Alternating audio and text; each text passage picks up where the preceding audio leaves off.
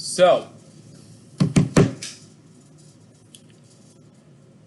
last class we wrapped up with what we referred to as not a problem.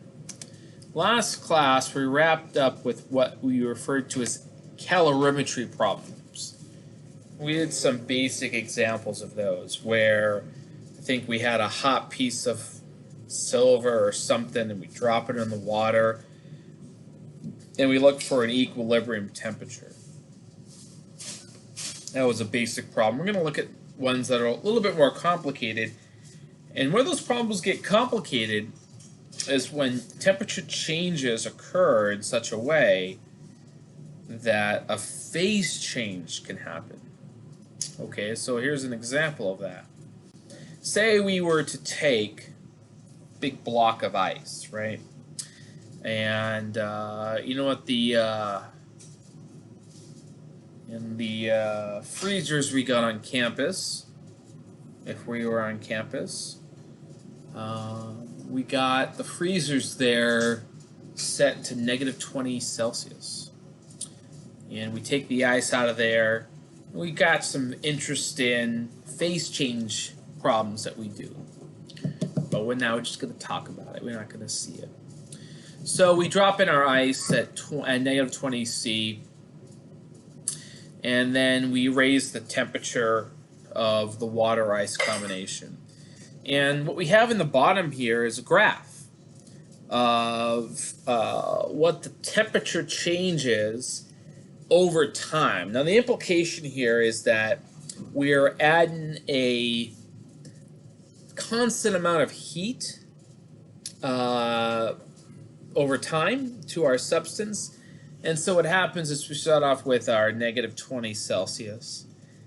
And then the ice starts to warm as we add heat to it. Right? And then it flattens out. We get to 0 Celsius.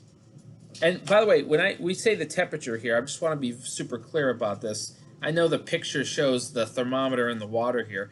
I'm referring to just what the ice is doing. Okay, just to be clear about that. And so after a time, we reach 0 Celsius, but then we flatten out. We don't have an increase in temperature anymore. At this point, the ice is melted. It's going from solid to a liquid phase. Once that's finished, we start to see an increase in the temperature again, right? And that will continue until we reach 100 Celsius, which is the temperature at which it will start to boil and turn into steam. Once again, it flattens out. It stays constant for a period of time. Once all of the liquid becomes steam, we start to see an increase again. It's a very important aspect of phase changes. And what this is communicating to us is that when you input energy into a system, that goes into a couple different things. It can go into raising the temperature of our substance, which is where all the slopes are, but it also goes into producing phase changes. And there's a certain amount of energy that's required to make those phase changes. And those phase changes happen at a constant temperature. That is the idea behind all of that. And that's what we're going to be looking into today. The way we can think about this system is through what we call phase diagrams. If you have chemistry, maybe they discuss these phase diagrams there. There's a phase diagram that can be investigated for any particular substance. The phase diagram that is indicated in the picture here is the one for water. So water can exist in 3 different states: solid, liquid, and gas. And what this phase diagram is here, it is a graph that has temperature on the horizontal axis and pressure on the vertical axis. And, you know, for the most part, the temperatures that we experience in everyday life are around, you know, I mean, if we're talking about Celsius here, right, we're somewhere between 0 and 100. I mean, Nah, 100's pretty hot, right? 100's how things are going to boil, but 20, 30 Celsius or so. And in most cases, that's a liquid. But you can alter the pressure, and you can change that substance here. So a few things about that. At normal atmospheric pressure, which is indicated by the 1 on the diagram right here, for the kind of temperatures we experience on the surface of the Earth, we got solids or liquids. You can have a gas, but you got to really heat that thing up to a very high amount. If we lower the pressure, okay, then what we can do is you can change the transition between solid and liquid. You can change the actual temperature at which that occurs. If you're at a higher altitude, where the atmospheric pressure is less than what it is at sea level, well, the water will freeze a little bit higher. And the reason for that is because without the pressure there, the molecular bonds, okay, are going to play a larger role in holding the object together. So we actually see that the ice can form at a higher temperature than that. So when we say 0 and 100 degrees for the melted and boiling points of water, that's at atmospheric pressure. Okay. If you have something that's at a much higher pressure, well, you can keep water in a liquid state at a much higher temperature because the pressure is not really allowing the objects to cook into it's not allowing the substance to transition to a gas. One interesting aspect, now this occurs for water and occurs for a lot of things, is this called the triple point. It's a special location on the graph where you can simultaneously have your water in solid, liquid, or gas form. And for water, that occurs at a very, very low pressure, 0.006 atmospheres, extremely low. That's actually lower than what you would find on Mars, by the way. And the temperature is sitting actually very close to what it is, very close to 0 Celsius. But you really need that pressure lower. And one of the things I recommend you do, it's kind of interesting, but you can look up triple point videos on YouTube. I would show you that here, but video of a video doesn't work so good. But there's some interesting triple point videos where you can see substances, whether it's water or other things, can exist simultaneously in the 3 different states. There's like a tornado going outside here. What is happening? This is wild. There's some things going on here. I don't know where you all live, but I live like 2 blocks from campus. And I'm looking out for this tornado warning. Hashtag global warming, right? You know what? Hashtag global warming. Yeah, I heard thunder already, which I'm excited about. I would love a fireworks show tonight, to be honest. Okay, ladies and gentlemen, I got a question for you. Put a letter in the chat here. You got your phase diagram for water. Let me ask you this. If the pressure of the liquid water is suddenly decreased, is it possible... it is possible that the water will do what? So a letter into the chat. Let's see what you think here. Now, the assumption here is we're going to keep our temperature the same. So we managed to keep our temperature the same, and then we're going to drop our pressure here. What could possibly happen?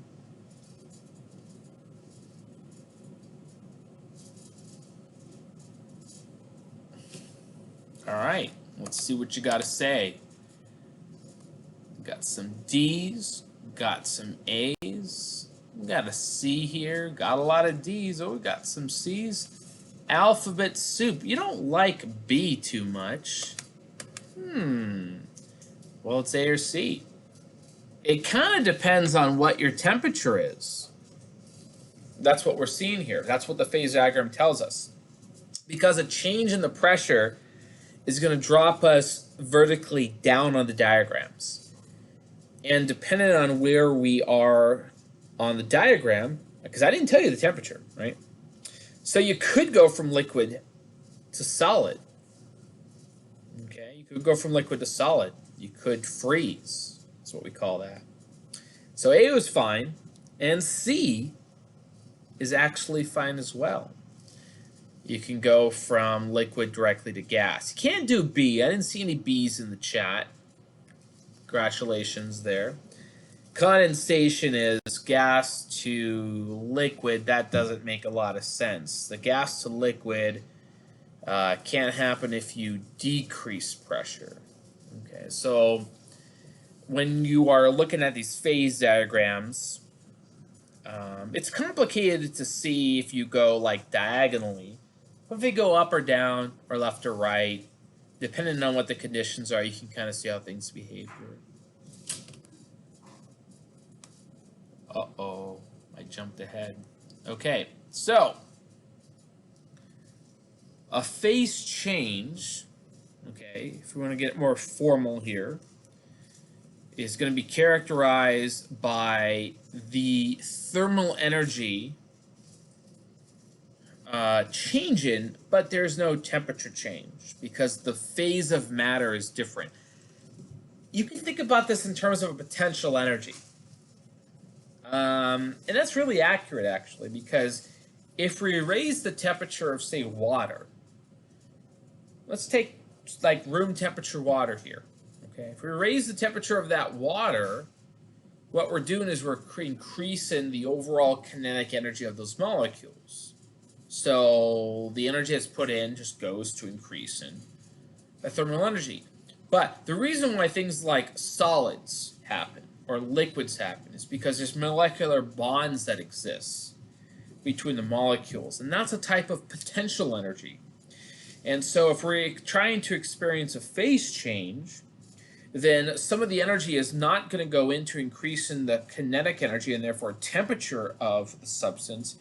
It's actually going into breaking molecular bonds between materials. And that is a type of potential energy change. And the way it works, generally speaking, for substances, if you are, for example, trying to melt ice, as you input heat into the substance, there's got to be energy put into breaking apart molecular bonds before we're able to raise the temperature of the substance. Now, there is some simplifications there, I will admit. And for the purposes of a class like this, and this is effectively an intro to thermodynamics, the way we handle a lot of our problems is that we try to do things incrementally so that we are effectively in a thermal equilibrium. I mean, if you were to rapidly throw in heat to a substance, it's certainly possible as it melts, aspects of, say, the water might heat above 0 degrees Celsius. That's a topic for a different class, a more advanced topic. We have to imagine that we're doing things gradually, incrementally, and so that the object during the phase transition stays in thermal equilibrium. Okay. All right. So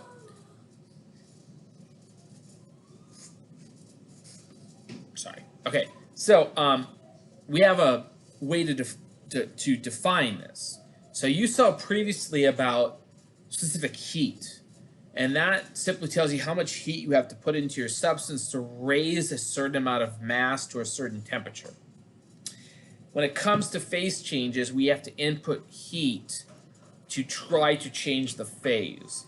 So that is not a function of temperature. It is only a function of mass. So our expression for, if we're, say, for example, I mean, this would occur if we're talking about melting an object or vaporizing an object. Both are phase changes. And the function there is not a function of temperature, so we see that Q, look at the bottom here, Q is equal to mL. Again, the capital M I Probably should change that. I don't like to capitalize mass because it looks funny when you capitalize mass. But the L is the latent heat of transformation. And that could take two forms, melting or vaporizing. But for a given mass, you can calculate how much heat's required to get the phase change to occur. Okay, so another question for you all. If you heat a substance in an insulated container, okay, is it possible that the temperature of the substance remains unchanged?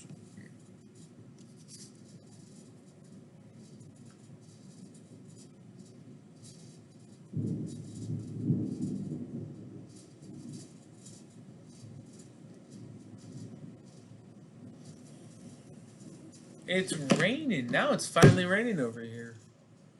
Oh, that's exciting.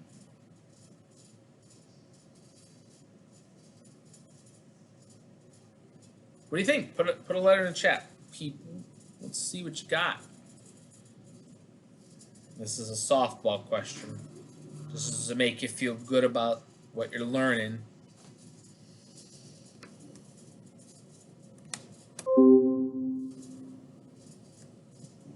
A lot of A's.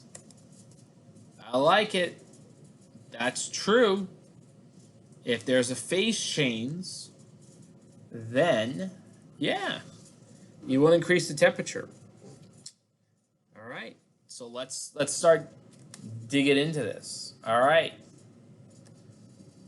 So let's say we got a system that's in its solid phase, and we're going to add heat into the system. Okay? The specific heat of the substance is going to allow us to know how the temperature is going to increase as we input heat into the system for a given mass, right? MC delta T. I learned that last class.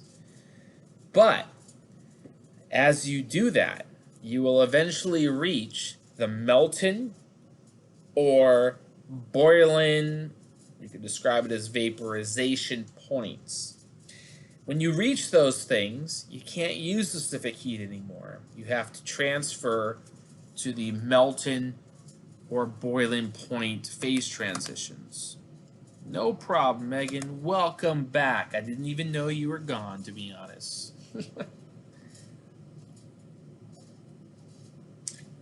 L sub F is what we call the latent heat of fusion. And that refers to whether you want to melt an object or freeze an object. Obviously, if you're going to melt an object, you're going to input heat. Guess what, though? You want to freeze that object, you got to remove that heat. M sub V is the latent. Oh, that was lightning. Oh, it's getting exciting. It's happening. I'm way too excited about this. The highlight of my day usually is waking up and going to bed. Oh, there it is. It is.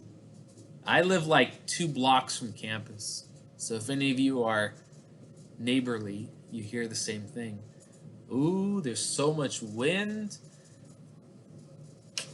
I kind of don't want to teach right now. I kind of want to go out and play in the rain, to be honest.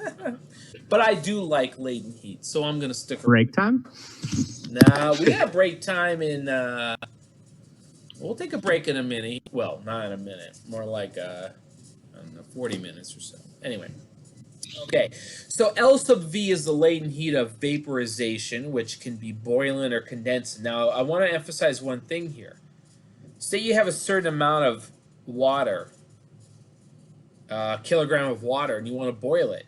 You have to input a certain amount of heat to boil that water, and that is determined by M L sub V. Once you got that, and you want to turn it back into a liquid, you have to extract the exact same amount of energy.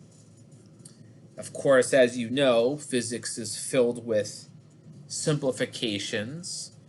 So if you want to get super technical about things, you know, we got to make sure that we don't somehow dissociate water molecules. We have the same mass at every time, things like that. Okay, fantastic. So this is taken from your textbook, and you should refer to your textbook because latent heats of fusion and latent heats of vaporization are material-dependent quantities. So just like we have specific heat things and thermal expansion things, you got to be mindful when, oh my gosh, I can hear my kids having fun outside. Ooh. Okay, I'm going to calm down. Oh, that sounds scary. All right, so anyway, these are material-dependent quantities, and that means you got to be mindful of the materials. If you're told you have, I don't know, lead in a particular problem, you got to be mindful of what the lead is. And when it comes to gold, you got to be mindful of what the gold is. And you also have to pay attention to melting points and boiling points. Because here is where it gets tricky, ladies and gentlemen. When you input heat into a substance, sometimes the question comes up, well, I might raise the temperature of my substance if I input heat, but will I approach a fusion point? Will I approach a vaporization point? So these problems can be a little tricky because if you do experience a phase change, you will have to approach the problems differently than if you do not have a phase change. Oh, it's a good one. Can you see the example? Is my screen sharing appropriately? I am screen sharing appropriately. Okay, so here's our example. We got a bag containing 0 Celsius ice. Okay, and it's much more effective at absorbing energy than one containing 0 water. By the way, this is why, you know, we can go into whole salt and you know, lowering the temperature of ice and things like that. But anyway, ice at 0 degrees Celsius is much better than water at 0 degrees Celsius at absorbing energy. Why? Because you have to put a lot of energy into the latent heat of fusion. So we want to know here is how much heat transfer is necessary to raise the temperature of 0.8 kilograms of water from 0. Now, when I put 0 here, I'm speaking about like 0, 0. So sig figs wise, let's assume we're all doing 3 sig figs here. I'm talking about the strict 0 degrees for water, right? How much transfer is necessary to raise the temperature of 0.8 kilograms of water from 0 to 30? How much heat transfer is required to first melt the 0.8 kilograms of ice and raise its temperature? All right, so let's do it. No, I don't think you're the only one. Yesterday, my Wi-Fi was getting destroyed early in the morning. I have Spectrum, and like I said, I'm 2 blocks from campus. And it's been in and out. And I'm guessing it's because of the power issues. Southern California Edison is just sending me like hourly emails, and they're just crying their eyes out about how everybody's like using their air conditioners. So, yeah, I mean, if your internet goes out, I get it. All right, let's look at the water first. Say we got 0 degrees water, right? Well, you know how to handle that. That's specific heat. MC delta T. So we got our mass. You got to look up the specific heat of water, 4186. And the temperature difference, which is 30 C. And we find that we have 100 kilojoules of water. That's how much energy it takes to bring that water from 0 to 30. Now, if we have ice instead, it's going to take a lot more energy because you have to first melt the ice.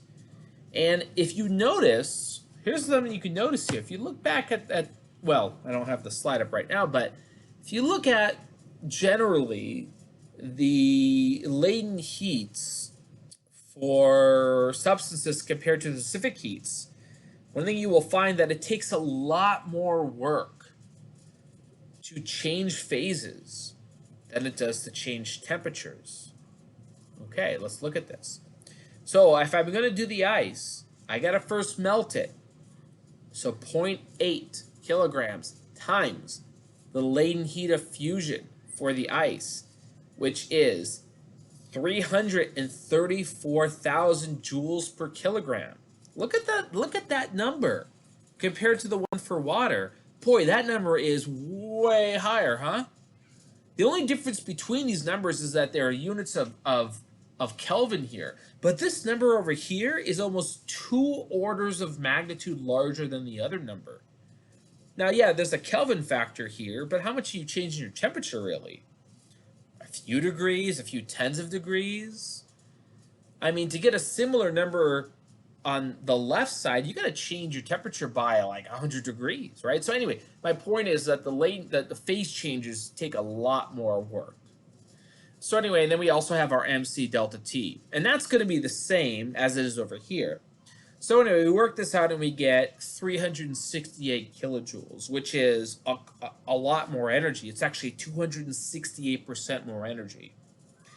And this kind of demonstrates why using the ice at 0 is much better than using the water at 0.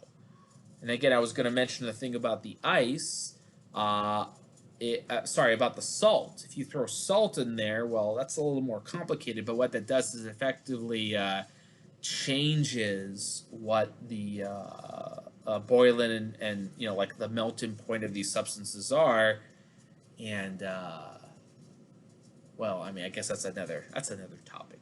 I guess I don't want to get into that. We got limits on our time here. Let's move on. Okay. I have a question real quick. Yes, let's. So L is kind of like the specific heat, but for different phases. Right. So, so if it asks a question about like ice or something, but the expansion of ice and it's frozen the whole time, we can't use the specific heat of water? Or would there be a specific heat of ice? Yes, there is a specific heat for ice. So okay. Previous lecture, yeah, if you go look through the slides there, let me go back here to like this picture right here. Okay, so hopefully you can see that. I think you can. Yes, you can. So this is a great picture that shows various heating and phase changes for a substance. It doesn't matter what substance it is. So let me just show. The solid portion here has a specific heat for that substance. There's a number for that. And then you have the latent heat of fusion. That's a different number. Then you have the specific heat of the liquid of that substance. That's a different number. Then you have a latent heat of vaporization. That's a different number. And then you have the specific heat of the gas. So there are actually, for this particular substance here, you would actually have 5 constants that you would need to consider. So a valuable problem that I could ask you, which, by the way, I might be asking you on a homework that's like going to be posted today, actually, you have to know all of these. So if I tell you got like negative 30 Celsius water, and I want you to get that up to 120 C, well, you're going to have a relationship for Q that will have 5 terms in it. 5 terms. You need to get the water from, say, negative 30. If it's negative 30, you got to go from negative 30 to 0. And that's the heating the solid. Then you have a second term that's just ML fusion for the melting of it. Then you got to heat it from its melting point to its boiling point. That's your third term. Then you got the boiling. Then you got the next 20 Celsius for the gas. So yeah, this Q here, that's a universal thing if you're going to heat or cool down a substance. You got to be mindful of boiling and freezing points, and you got to be mindful of what state it's in. So depending on how much the temperature changes, you could have quite a number of terms there. By the way, we're going to be doing a lot of those problems today, so you'll see that, hopefully. Okay, because I was going to ask another question, but you'll probably cover it. But yeah, well, okay. Let me get into the next problem here, because I hopefully will answer this next question, because the next thing we have another problem here. In fact, our in-class activity, so to speak, is actually a rather complicated problem with regards to this. So if things are still unclear by the end of the lecture, don't worry, we'll clear it up. All right, let's get into it, though. Problem number 2. Another latent heat problem. How much heat transfer is required to raise the temperature of 3/4 a kilogram of aluminum pot? Well, that's kind of old school, huh? Containing 2.5 kilograms of water from 30 Celsius to the boiling point, and then you boil away 3/4 of the water. Okay, let's do it. So, the assumption here is we got our aluminum pot at 0.75 kilograms. We got our water at 2.5 kilograms, and they're in thermal equilibrium at a temperature of 30 C. We're going to raise the temperature of both the aluminum and the water to the boiling point, and we're going to continue to add heat so that we can boil away 3/4 of a kilogram of the water. So now, for all these problems here, you're working out various expressions for Q. Now, we have 2 substances, and their temperatures are raised, and one of the substances starts to undergo a phase change. So pay very close attention to what I'm going to do here. My heat total is what goes into the aluminum and what goes into the water. What goes into the aluminum? Well, what goes into the aluminum is the amount of heat that takes it from 30 to 100. What about the water? The water has 2 terms.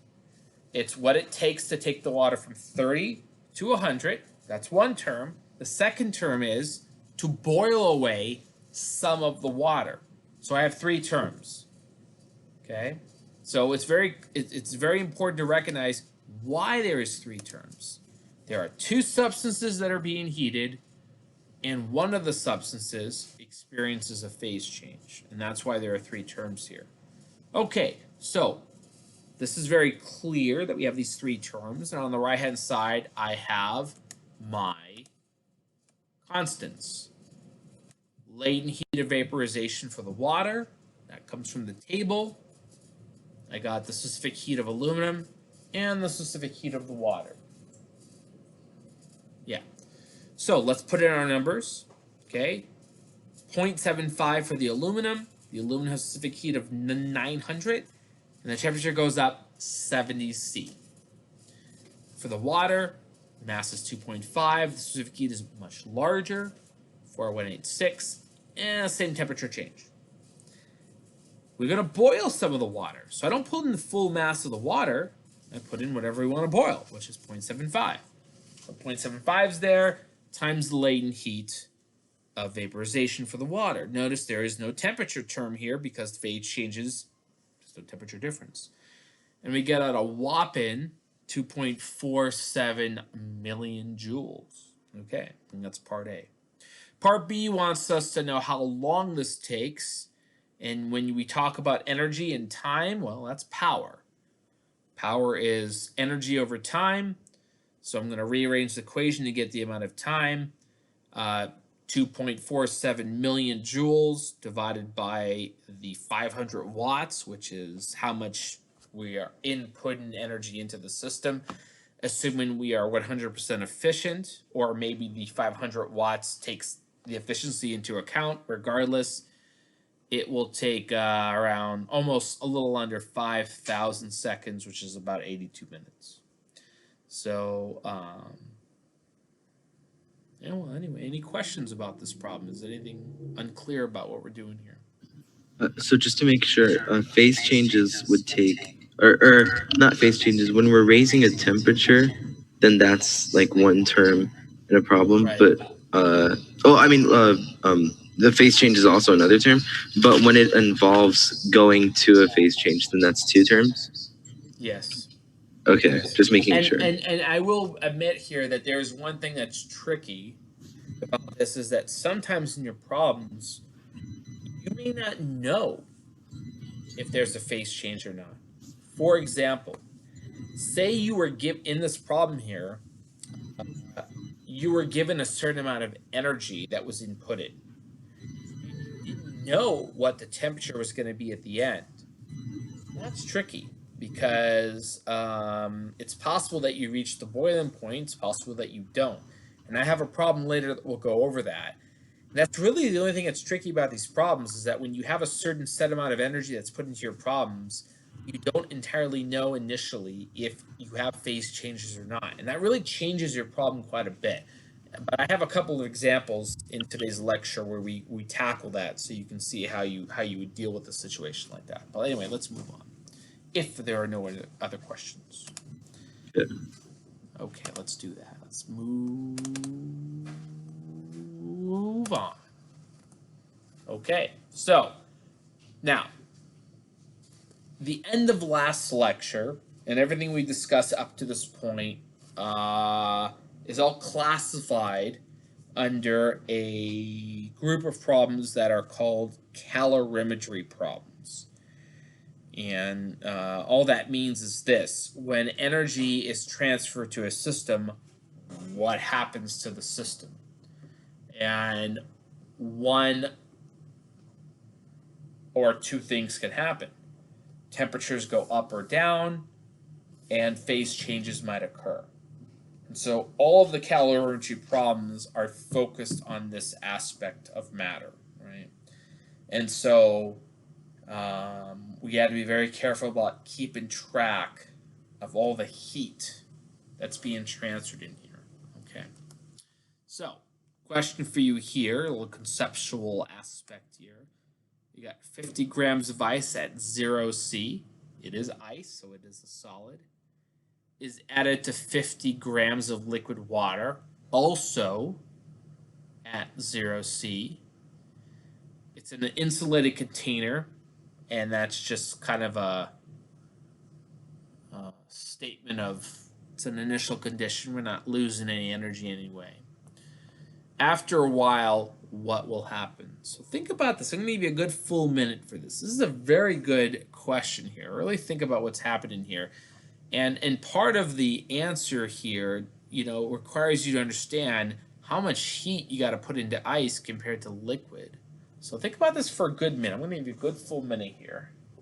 And then we'll put a letter in chat whenever you get it. But I'm going to wait a full minute for you to think about it.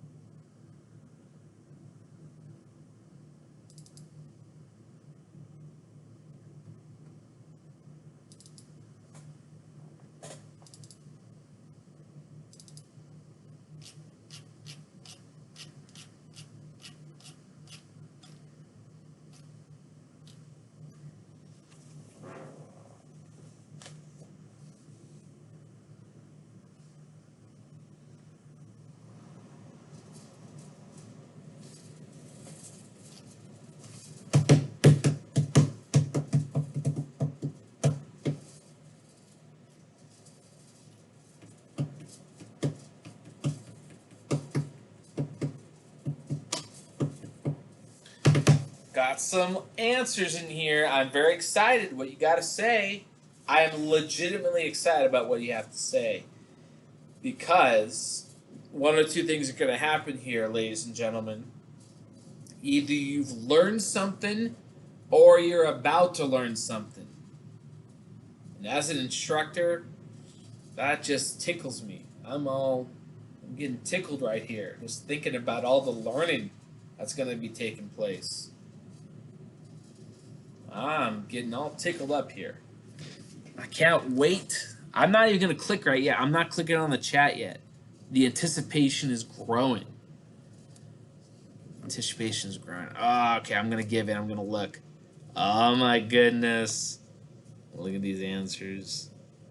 Bless your hearts. Most of you nailed it. C. Nothing is going to happen. Why? Somebody tell me. Type in chat, speak up. Why will nothing happen? Tell me. I want to know.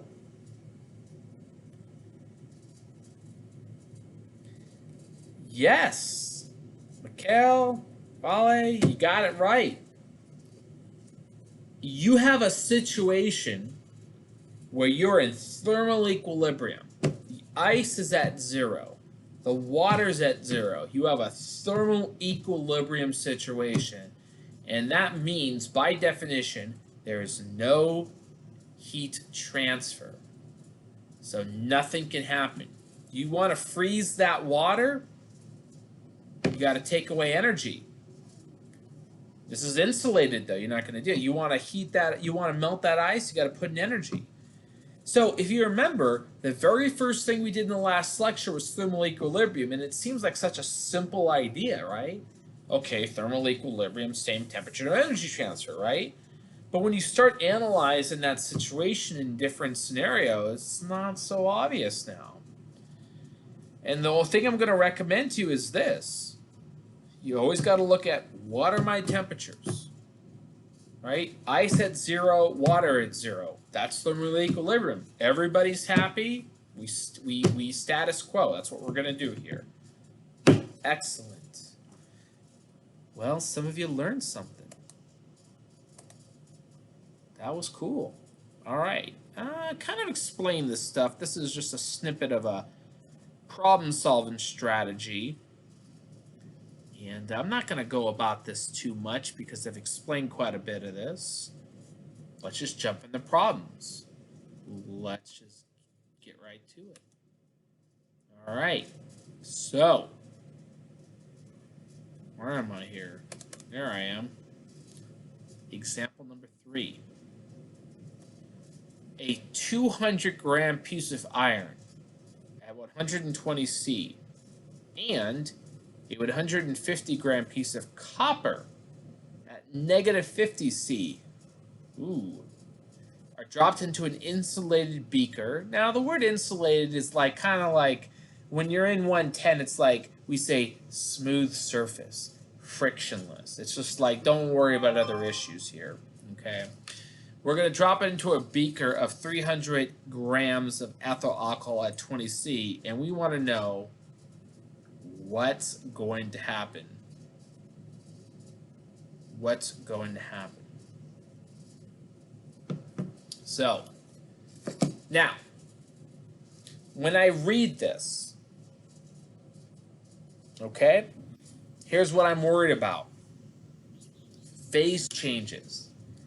Now, iron and copper are currently in their solid state. They're not getting anywhere close to their liquid state, right? I mean,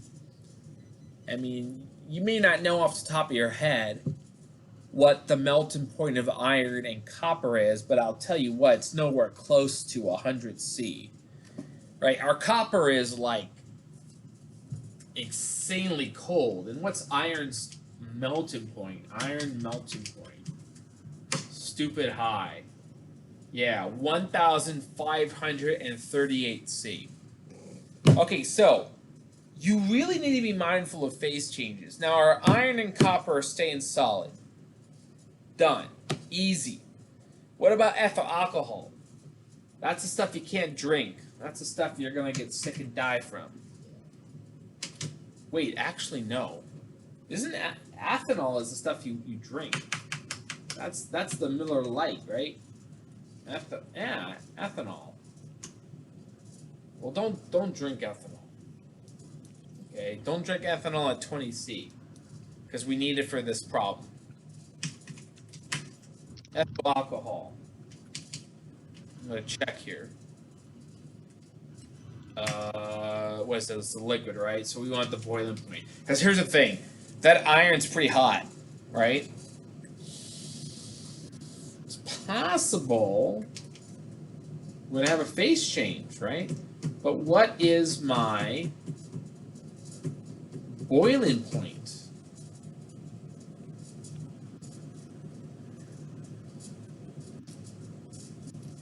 Okay, well, the internet's lying to me right now, but I already looked this up. That's why I have it in here in my slide here. 78C. I don't think we're going to get the 78C. Now, let me tell you this, though. I'm going to solve the problem assuming that we don't have a phase change. But, when I solve this problem, if I get a temperature that's above 78C, well, I gotta take a step back and incorporate phase changes. But I'm pretty sure we're not given the 78C. Pretty sure. I looked up ethyl alcohol here. And the boiling point, Google is lying to me. It's lying to me right now. Oh, no, it's not. Boiling point 78C. Okay, I just can't read, apparently. All right, so here's the thing. We have an isolated system. So the iron's going to lose energy. The copper is going to gain energy. And my guess is that the ethanol is going to gain some energy, right? So the iron is transferring energy to the copper and to the ethyl alcohol. And here's what's an important principle about mixing things in an insulated container. When you sum up all the energy, when you sum up all the heat transfers, you're going to equal 0. Okay? Because everything is being transferred in between things in the system. So let's write it all out. No phase changes here, right? I need to know my constants. I have my iron, copper, and ethyl alcohol constants here. You got to dig into your textbook for those values. All right. How much mass of iron do we have? 0.2. What is the specific heat of iron? 452 joules kilogram Kelvin. Okay. What's the temperature here? Well, I don't know the final temperature. That's what I got to look for. I start at 120 though. This will be a negative term, by the way, right? Because the final temperature will be lower. So that's a negative term. Great. What's going on with the copper? 0.15, 387, and the delta T is final plus 50. It's plus 50 because you got it's minus a minus 50. That's a positive term. Okay. Ethyl alcohol 0.3, 2450. Final temperature minus, that's a 20. Doesn't look like a 20, but it's 20. And then you gotta do your math magic. Right? You gotta get your algebra skills out, put your algebra wizard hat on. Do that. If you do it, I did it right here. Okay. Cue the Zelda. I just opened up my chest and I figured out how to open this door with magnesis. Sound effect here. Dun, dun, dun, dun. There we go. Final temperature. Put all the numbers in. 29 Celsius. Does that make sense? Makes a ton of sense. Makes a ton of sense. Why? Look at the specific heat of ethyl alcohol. It's a liquid. It's very large. What did we say about that last class? If you have a large specific heat, it's hard to change the temperature. It's stubborn. Remember, large specific heats means stubbornness. Ethyl alcohol is stubborn. So you're not going to raise it too much. The iron's going to drop quite a bit because guess what? Its specific heat is very small. And copper, also specific heat even smaller. So it's going to change quite a bit. Iron's going to go from 120 down to 29.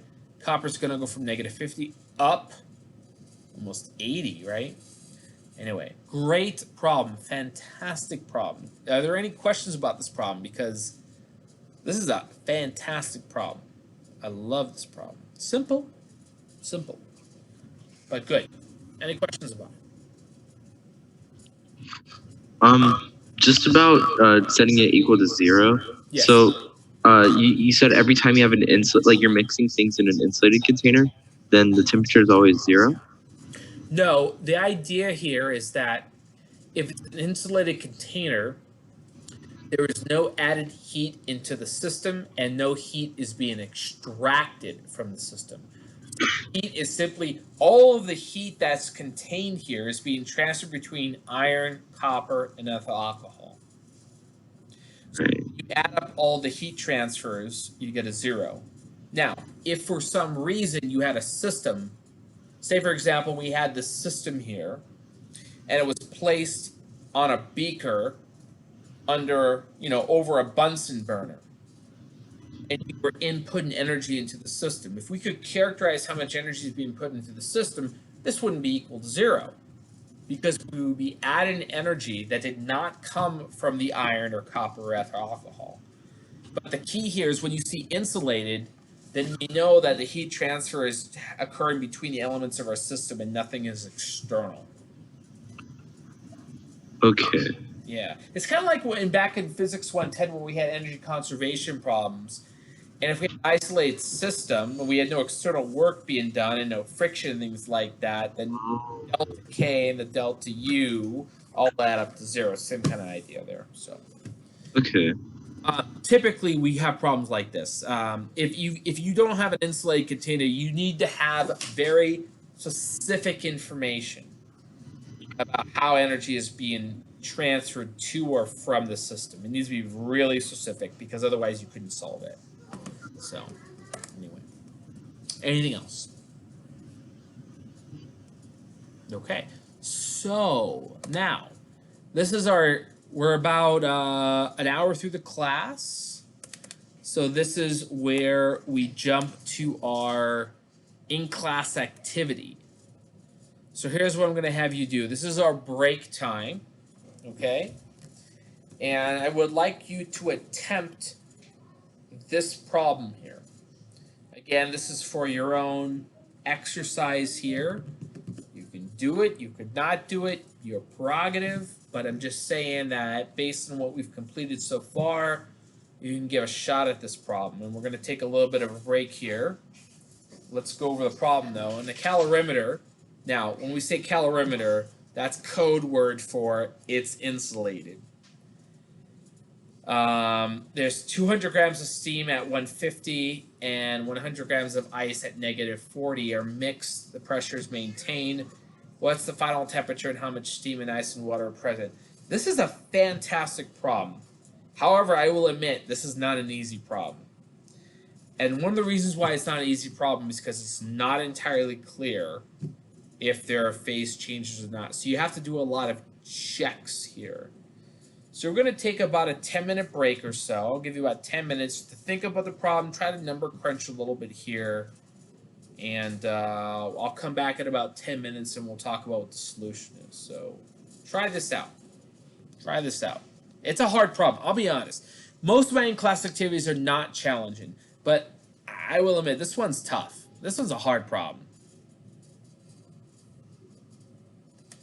Yeah, I mean, the idea is that the steam's in the container, the ice is in the container, you seal it up, you leave for 3,000 years. Now, your container, by the way, was made by God, and it's perfect. Right? So you leave for 3,000 years, and you go off and you do fun things for a while. You come back, and the container that was made by God, which is perfectly insulated, is going to have everything come to an equilibrium, and you got to figure out what that is. Okay, is there steam in there? Is there ice? Is there water? What temperature are you at? All I can tell you is that the solution is exciting. It's fun. It's hard. I don't like my in-class activities to be hard. I'll just tell you that. But this one, to be honest, is hard. And I've been meaning to change it, except now that it's not for a grade and we're just over on the internet here, I think you can handle it because it's for fun, not for points. So anyway, this is a problem where we don't know what's going on with phase changes. Okay? But look on the right-hand side. I come prepared. I've come prepared with my constants. It's water. Got my latent heat of fusion right here. Latent heat of vaporization. Specific heat of ice. Water, steam. Now look at what's going on here though. Look at my latent heat of vaporization compared to fusion. Latent heat of vaporization is almost an order of magnitude larger than the latent heat of fusion. What does that tell you? It is much harder to produce steam than it is to melt ice. That's what it's telling you.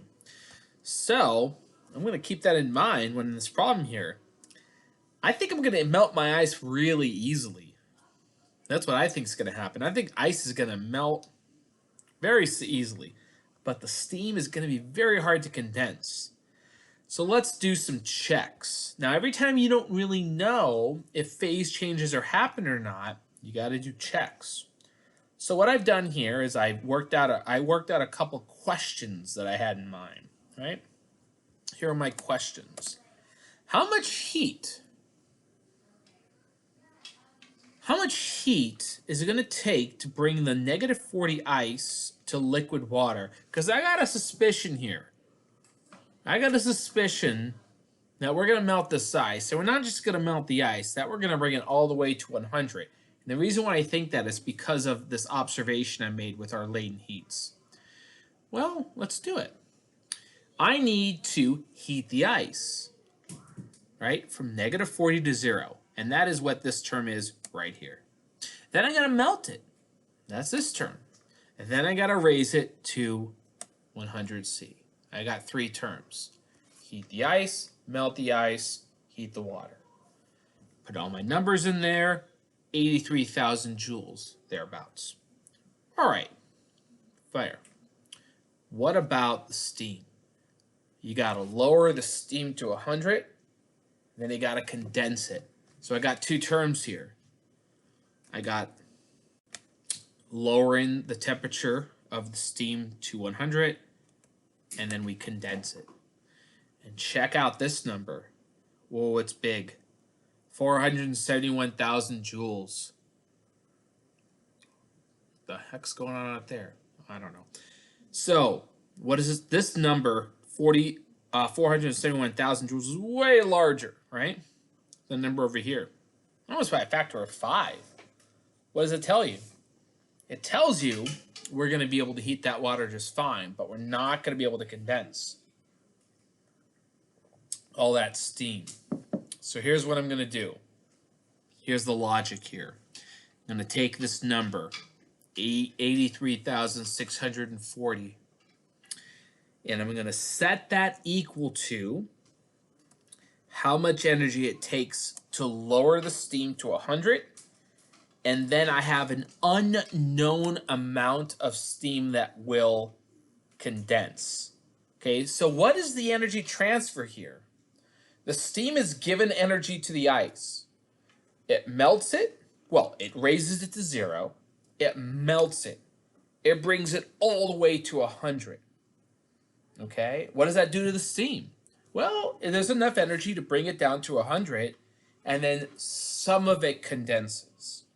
And so when you work out this equation at the bottom here, we get 28 grams are able to condense. That's the energy balance here. Okay? That's the energy balance. The amount of heat needed to bring our ice up to 100 is equal to how much energy it takes to bring all of the steam down to 100 and then condense some of it. That's why there's an X here. I get 28. So that means out of the 200 grams, 28 turns into water. So I go to 172 grams of steam. The water, which is at 100 grams, now goes up to 28.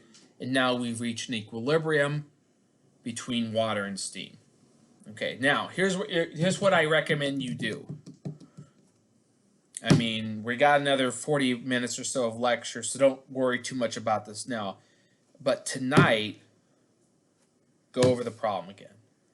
And again, and again, and again.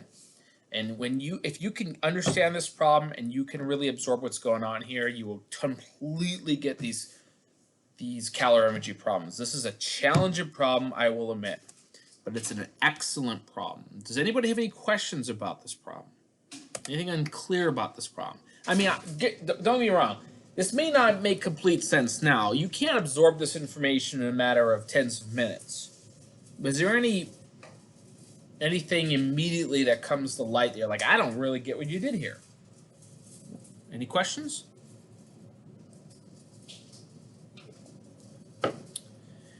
Okay. Just make sure I wasn't muted. Let's move on. By the way, on a scale of 1 to 10, in terms of how much I love this problem, 9.5. 9.5. That's what it is. I love this problem. These problems are fun. My goodness, what is going on outside?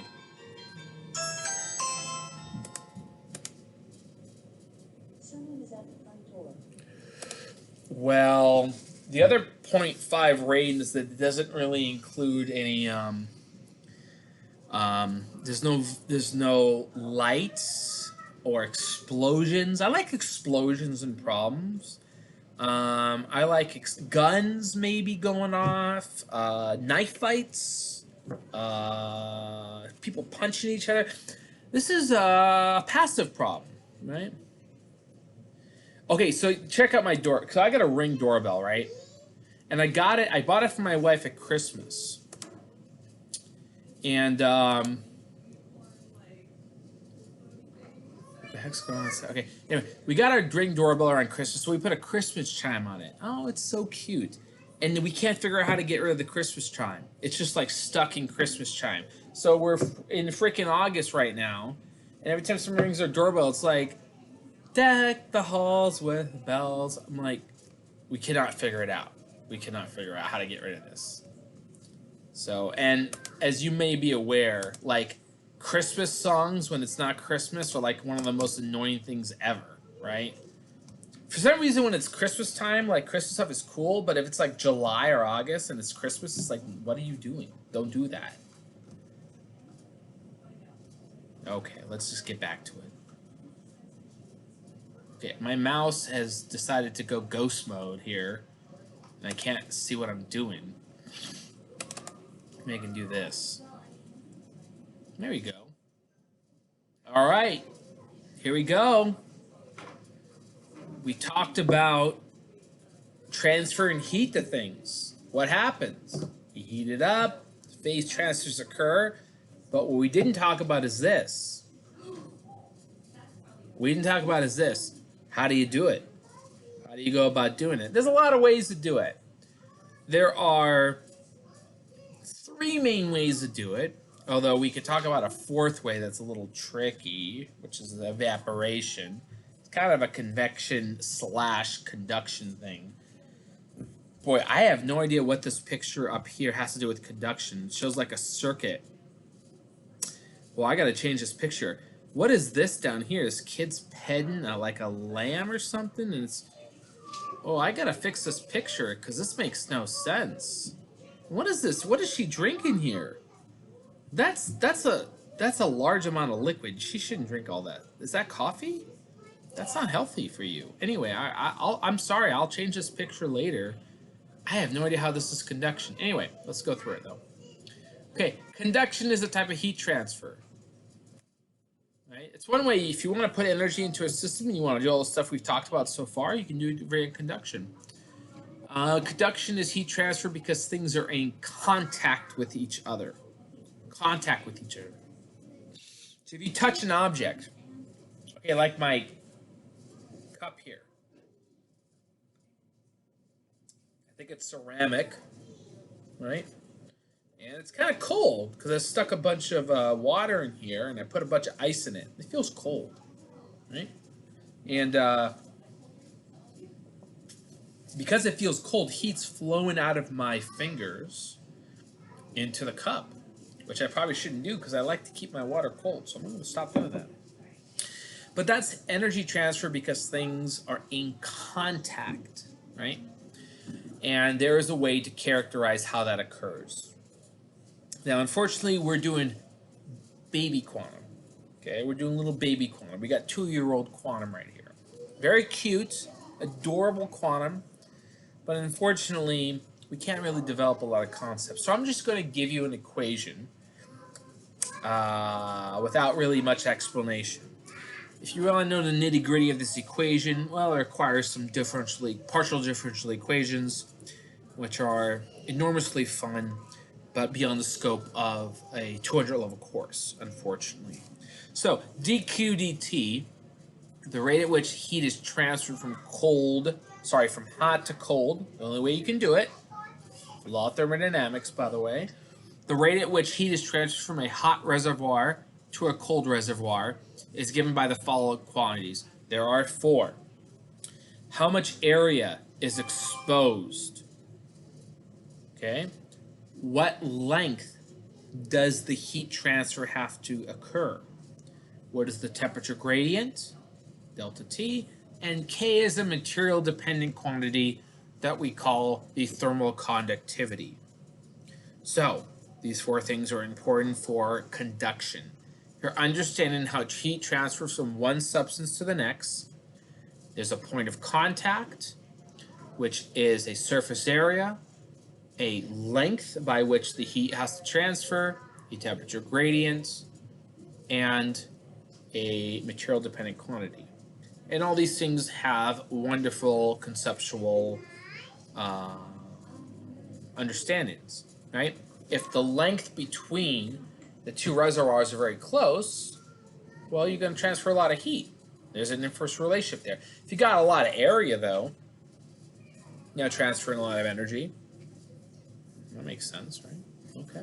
So it's a simple equation, and I apologize for just giving you an equation without really explaining much about it, but we can't do that in this class, unfortunately. Not something I like to do. I like to derive my equations, but we can't do it. Sorry. Moving on. This is from your textbook as well. Every material dependent quantity, you need to be cognizant in your problem of the materials involved. If you're told that you got a silver whatever, you got to look up the value for silver. Look at silver. Silver is the highest one on here. Very high value for K. What does that mean? That means small temperature differences result in large heat transfers. Mercury is not good. Air is not good. Okay, what's the worst one on here? Oxygen. Styrofoam. Well, guess what? You got a lot of styrofoam things. Why do we pack things in styrofoam? Because it's complete garbage at conduction. And that's a good thing. That's a good thing. Because for a given temperature difference, not much heat's getting through. Okay? But then take your styrofoam and replace it with silver, and all hell breaks loose. All right. Let's do a easy peasy problem here, all right? Easy peasy. We got a home freezer, rectangular box, 1.8 by 1 by 6.5 meters, insulated with 5 centimeters of thick silver. Just kidding, styrofoam. It's good to have. At what rate must the compressor remove heat from the freezer,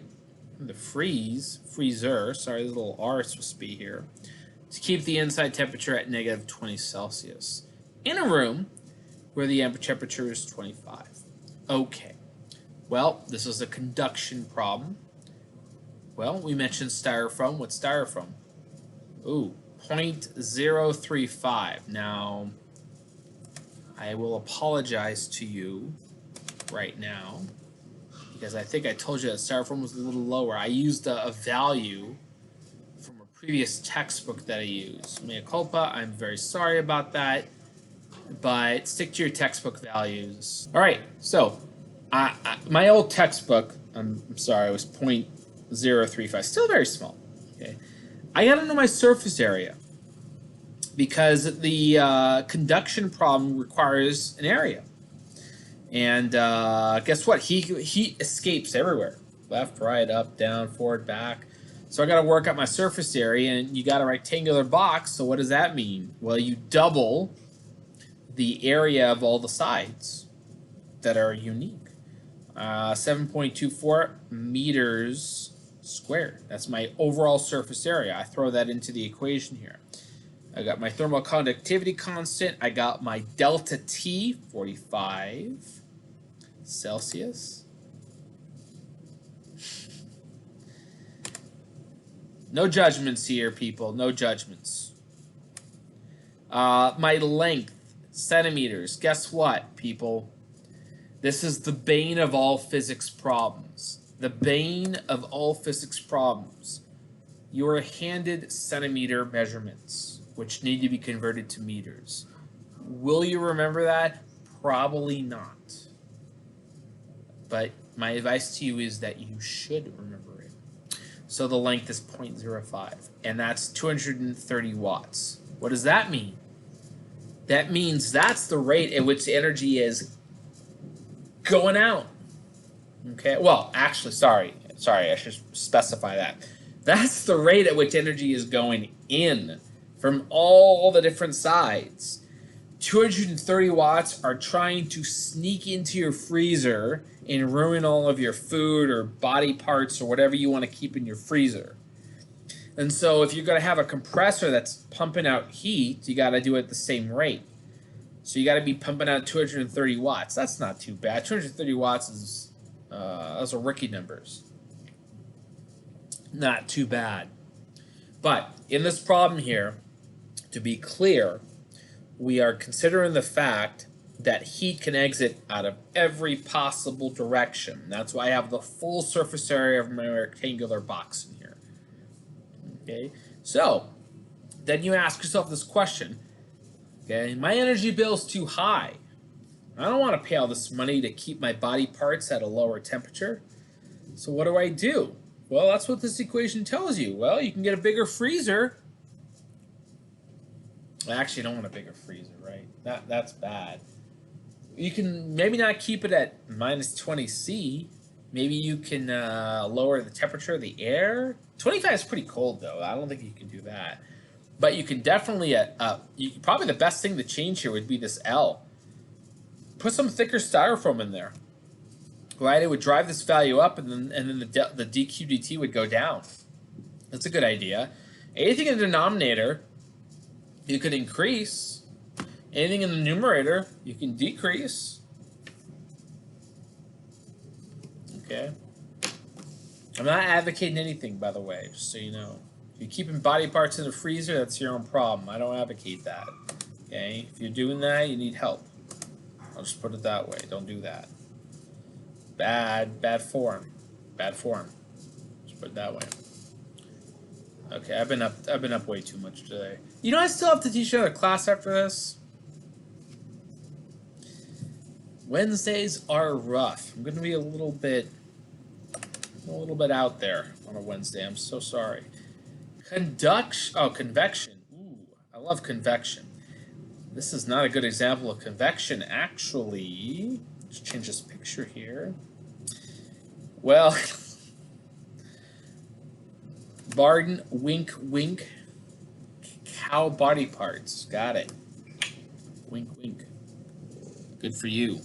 Cook up me some good steak there. Anyway, convection is another aspect of energy transfer, and I got good news for all of you. Convection is pretty complicated. It involves fluid dynamics.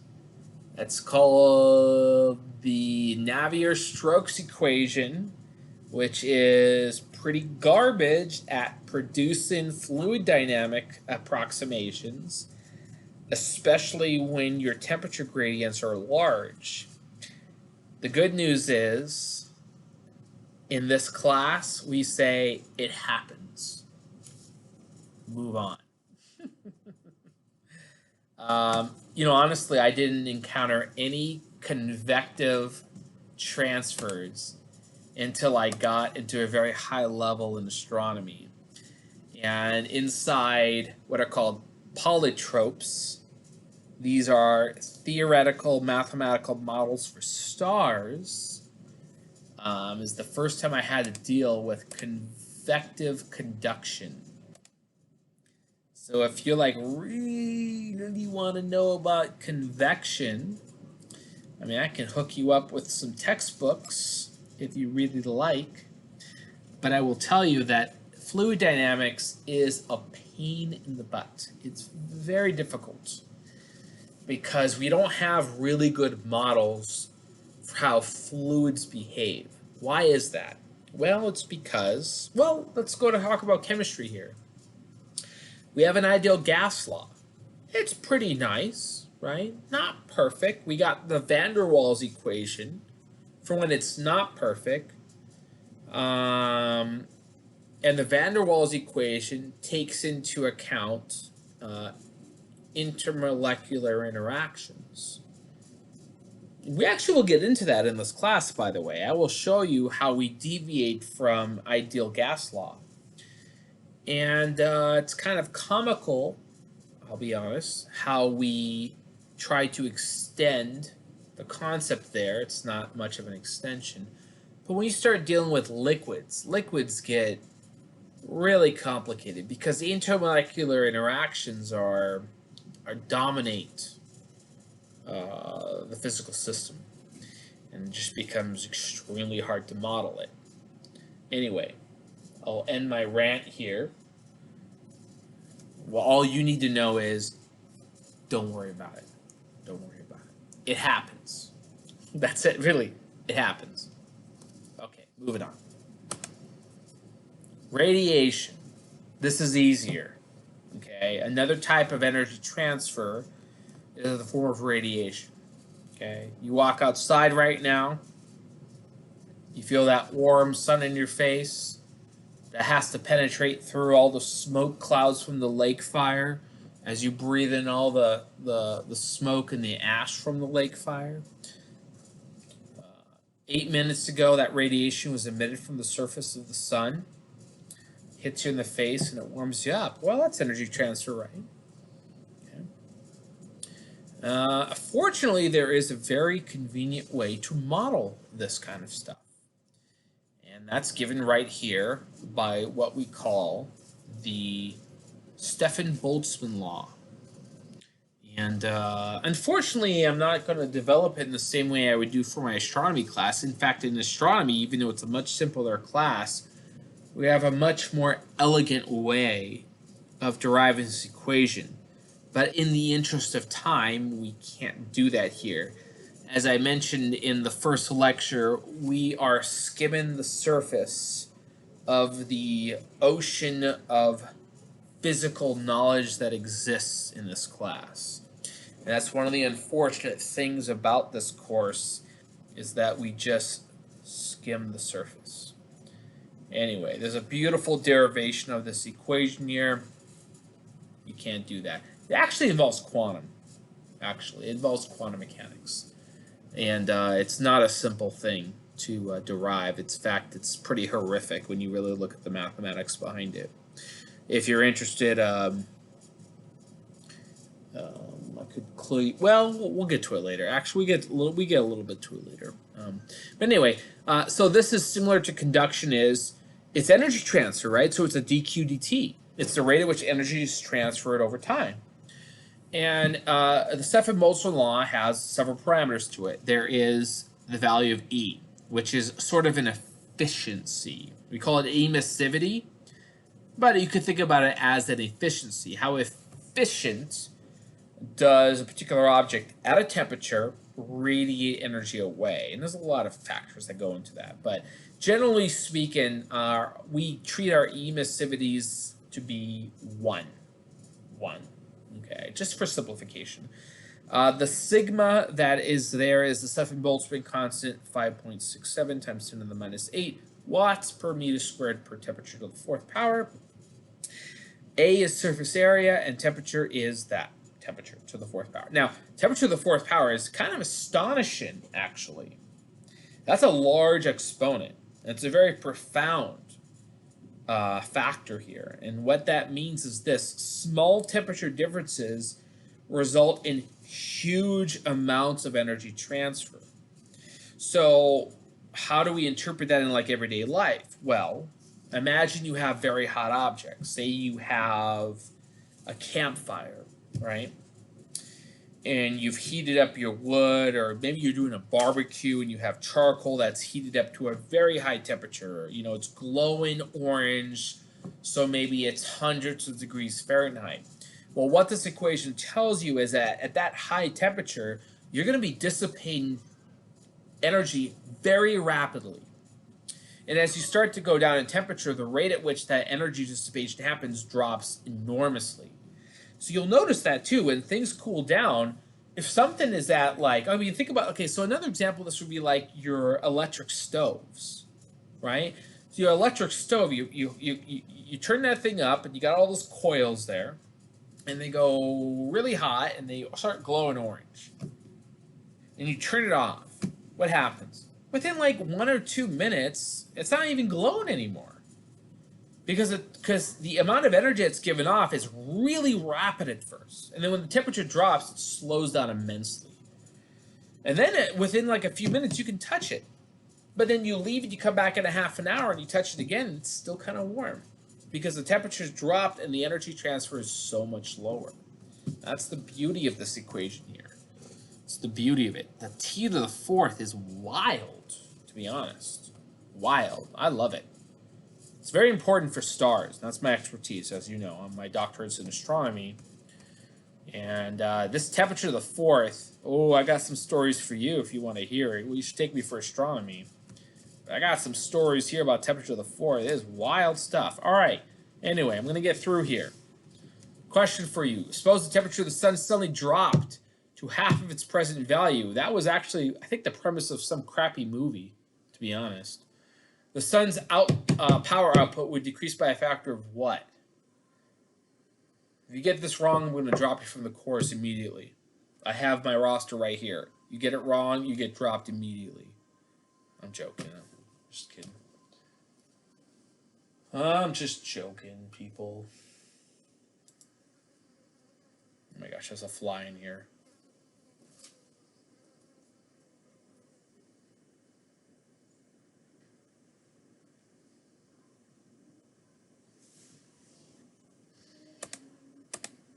Oh.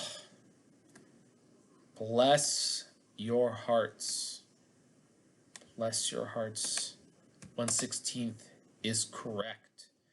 2 to the fourth power is 16. That's nuts. That's nuts.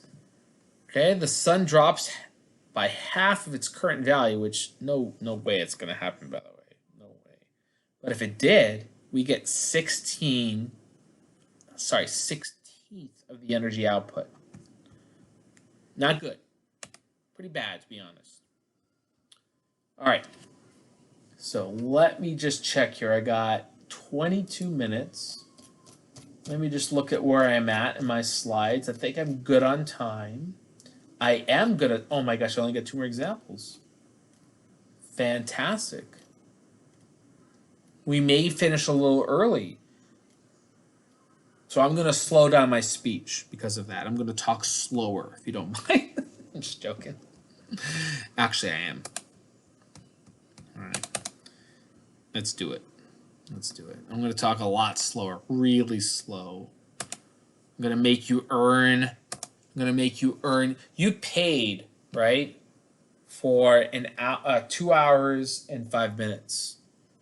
And I'm not going to cheat you out of your time. No way. Not at all. All right, the intensity of solar radiation is 1,370 watts per meter. That is an average value. That's actually what happens out in space.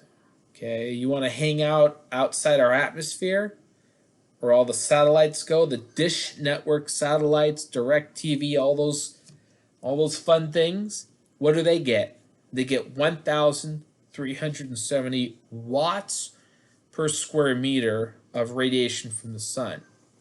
Okay, how is that? It's because the sun produces something like 4 times 10 to the 20, what is it, 26, is it? Yeah, I think it's 4 times 10 to the 26 watts. That's what the sun spews out. Right? But we are 1 AU away from the sun, which is 150 million kilometers from the sun. So, ultimately when it gets to the atmosphere, assuming we don't have smoke and fire in the sky, you usually get about 900 watts per square meter, which is the ultimate efficiency you could achieve with solar panels, but solar panels aren't perfect. Anyway, if you're into solar panels, you know about these numbers. But anyway, the fact that we get this amount of radiation from the sun actually allows us to know how hot the sun is. So I have my equation for radiation here. It's the power is E sigma A temperature to the fourth. And that power is the flux times the surface area. So we divide out the surface area here. Well, actually, let me put it this way. The power that we get, put it this way, is the flux times the amount of radiation you get from the surface of the sun. So the value of E, I think we're gonna just assume to be 1. Just assume it's 1. Let's just assume it's our ideal radiator. It's not a big factor. We know what sigma is already. We know the surface area of the sun. This D is how far we are away from the sun, though. And so we have those numbers in here. Okay, so let's put the numbers in here. We solve for T. So, power is watts per, it's watts, right? It's joules per second. So that's why you have to put the 4 pi d squared in here to get ourselves watts out of this. All right, anyway, here's the flux, 1370. Okay, that's our flux right here. Our value for D is the distance from the sun, 1.5 times 10 to the 11th squared. This is our sigma value. This is our R squared value, which is the radius of the sun. And we end up with a temperature that's pretty close to what the sun's temperature is, 5,800 Kelvin. We got 5,790 Kelvin. But the only thing tricky about this, if anything tricky, and I'm not really going to be asking you these kind of problems later on because it does assume a little bit of extra knowledge that you don't have. But the units of dq dt are watts, and flux is actually watts per square meter, right?